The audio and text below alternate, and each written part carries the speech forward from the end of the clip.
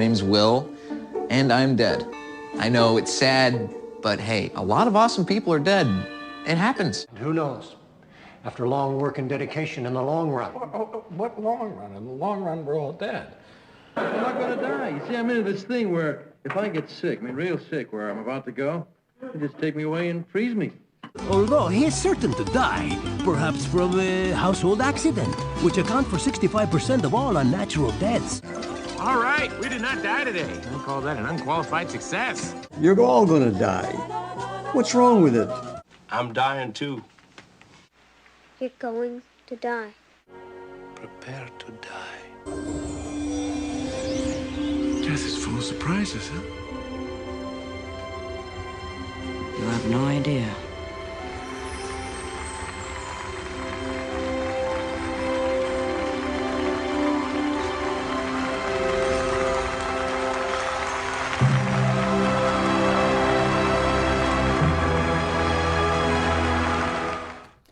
Welcome to Mortality Movies. I'm Gail Rubin, the doyen of death. That's death, not deaf. A doyen is a woman who's considered senior in a group who knows a lot about a particular subject, and that would be me when it comes to the party no one wants to plan, a funeral or memorial service. In this series, myself and two other death educators take a look at film clips and talk about them and what it means for you as a mortal human and funeral planning. I am joined by death educator Jane Westbrook and death doula Danielle Slupeski. We've been having so much fun talking about mortality movies. And the thing about watching a movie is you will remember 30% more of the information you see than just listening to a speaker. So if you are watching this on YouTube, know that the film clips will be separate from the program, but you'll be able to access them in the description box below. Our topic today is Viking funerals. So many people say they want a Viking funeral, but where did this concept come from? Of course, Hollywood and the movies. Because what a traditional Viking funeral consists of is not what you think. We'll start out with a clip from the 1939 film Beau Geste. Now, this is not available on YouTube, but a very young Donald O'Connor is playing with boats with his young brothers and friends, and their discussion of a Viking funeral sets the stage for the action that comes later in the film as the brothers become soldiers in the Foreign Legion. Let's watch this clip.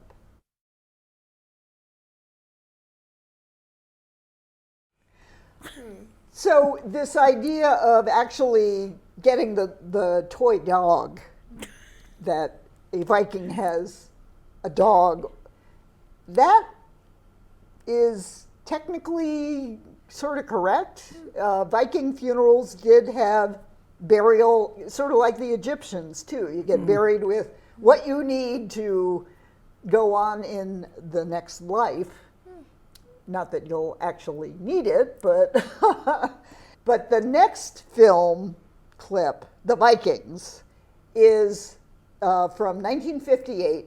This is the movie that everybody thinks of when they think of a Viking funeral. Kirk Douglas is given a Viking funeral after he dies in a sword fight with his half-brother, played by Tony Curtis.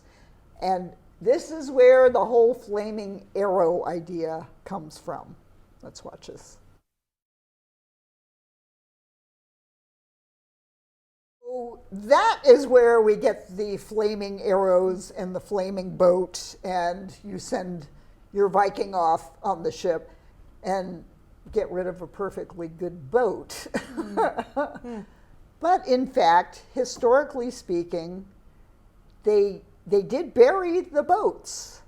There are examples of high-ranking Vikings who were buried with their goods on lovely ships, and the clay and the soil that surrounded them preserved the ships. So there are historical instances of unearthing these ships and the burial of the Viking on them. But they also did like murder women to go off to Valhalla with them as well. Poor women and dogs. Yeah, that's wrong. But this 1958 the Vikings is what people think of when they think of a Viking funeral. In fact, in 1981, Mel Brooks' History of the World Part 1 made fun of that scene. They actually had a short takeoff of that scene. So reinforcing that whole Hollywood idea of this is what a Viking funeral looks like is Rocket Gibraltar in 1988. So 30 years after The Vikings, we have Burt Lancaster and a very young Macaulay Culkin, 2 years before Home Alone, where Grandpa is sharing the story of the Viking funeral. But it's the Hollywood version. Still, it's worth watching.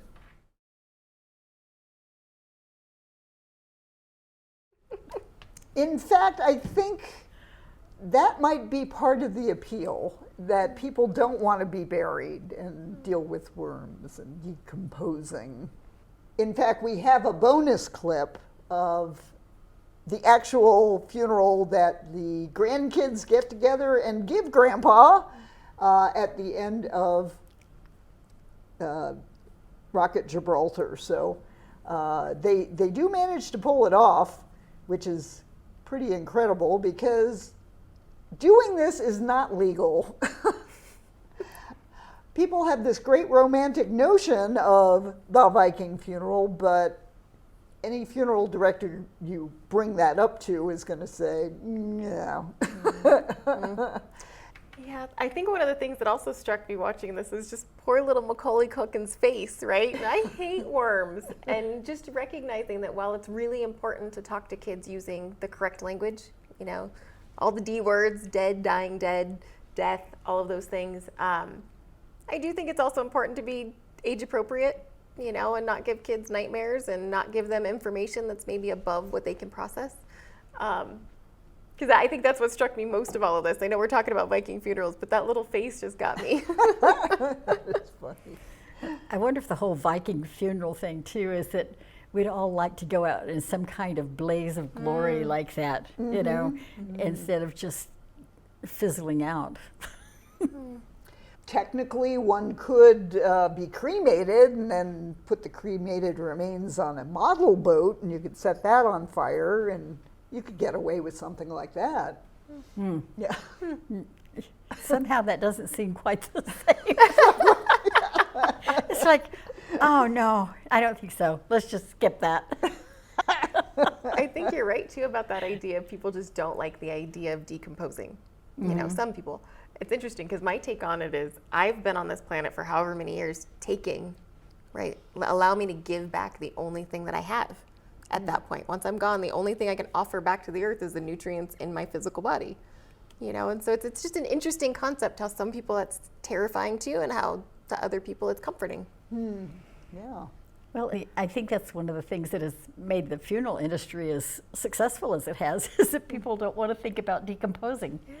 Because in I don't know whether you call it traditional, conventional, whatever kind of funerals and burials, when there's embalming and hermetically sealed, waterproof, damage-proof caskets, you don't have to talk about decomposing. Yeah. So I wonder if that's part of it. The idea of eternal preservation. Yeah. Right. Yeah, not comforting to me personally, but Me neither. So our next clip is from the 2004 film Eulogy. And in this film. It's kind of a dysfunctional family. And at the reading of the will for the patriarch of the family, he has surprised them by letting them know not only that all of the money that they thought he had is gone, but there are 2 other families in 2 other parts of the country that he's been dallying with. So one of the granddaughters is given $1,000 to go break the news to the other 2 families, but they are giving Grandpa a Viking send-off. And one of the adult children, a lawyer, admits that what they are doing is highly illegal and says he should probably prepare a defense. Let's watch this.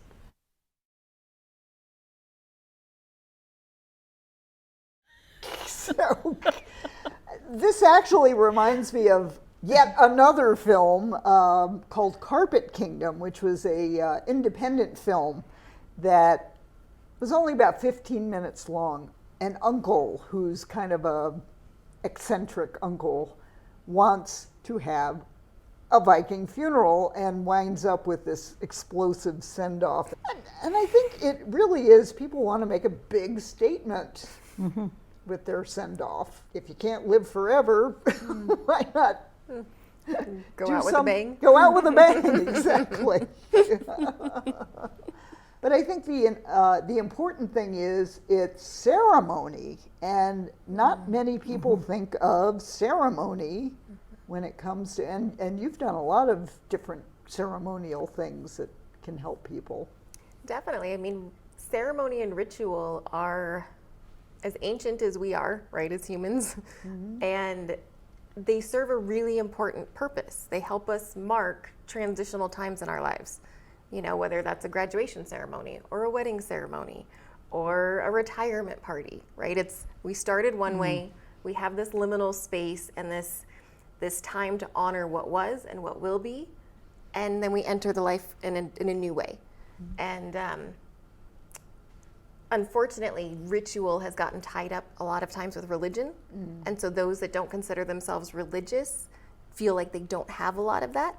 And we can be really creative and come up with really personalized rituals and ceremonies that are unique to each individual person that can have the same effect. And I think that's probably why Viking funerals, because that's not religious. Yeah. I mean, unless you worship Norse gods, but yeah. Yeah. So there's another Viking funeral ending in the 1995 film First Night, which starred Sean Connery as King Arthur and Richard Gere as Lancelot.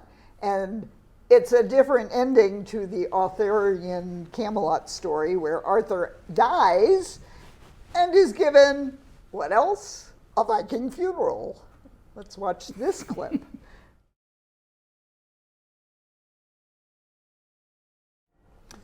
More burning boats at sunset.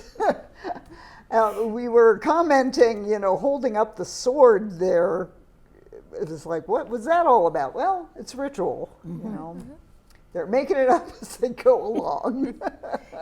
One of the memorial services I went to recently, the woman was a nurse, and they had the nurses honor guard come out, and they come out all dressed up, and they have these beautiful white outfits, and they have their caps on and these blue and red capes, and they all stand up in a line and they do a roll call. I'm getting emotional thinking about it. Oh, wow. It was beautiful. And so it's this line of nurses, and then they ring a bell and they call in all of the nurses that have passed before them, and so and they do this whole thing about, when so-and-so needed such and such, and they name the person's name, was there. When X needed such and such, the person was there. And so it reminded me of that, kind of this honoring of another soldier with their with their sword. Yeah, exactly. And it was very much the same thing amongst nurses, and so it's interesting the ways we choose to honor each other. Yeah, yeah. And the thing of creating it as you go, you can call it making it up if you want, but it's creating your own ritual. Yeah. I really admire that, and people that are willing to do that, to create something different, to create some different ceremony, some different Viking funeral. So that is the lesson we can take from today's episode about Viking funerals. think about ceremony. What would be a meaningful ceremony for you? And feel free to do whatever makes sense and feels right. As we close here, you may have noticed that our Mortality Movies opening and closing are clips from movies and TV series.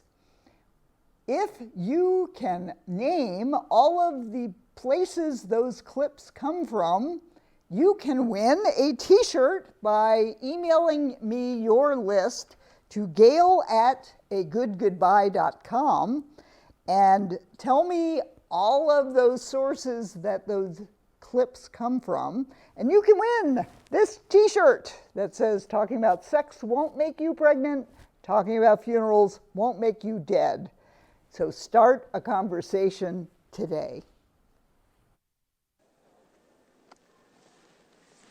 Hey, I'm going to buy you these books, I think, because I think you should read them, you know, instead of that cat book. That's pretty serious stuff there. Yeah, because I'm obsessed with death, I think. It's a big subject with me, yeah.